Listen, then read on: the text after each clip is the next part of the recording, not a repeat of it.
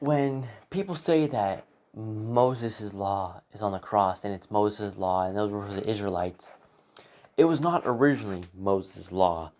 It was originally Yah's law. Because in Jubilees 15, verse 1, it goes, "And in the 5th year, the 4th week of this Jubilee, in the 3rd month, in the middle of the month, Avram," that's Abram, "celebrated the feast of the first fruits of the grain harvest.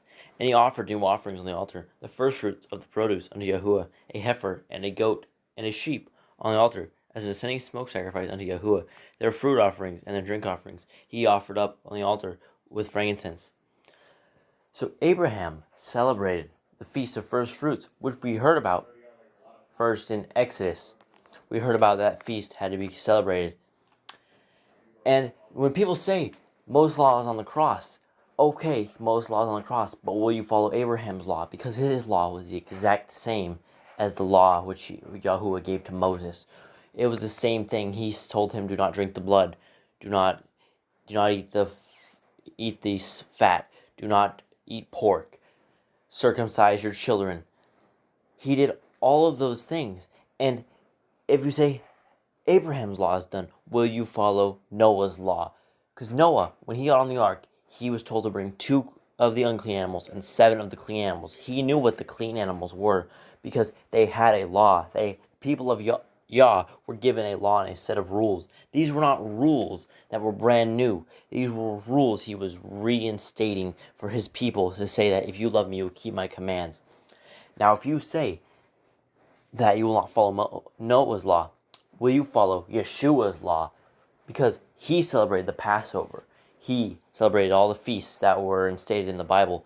He did not eat the pork. He wore tzitzits, as it specifically says when the person reached out and grabbed his tzitzits, and he felt the power go from him because that woman was healed.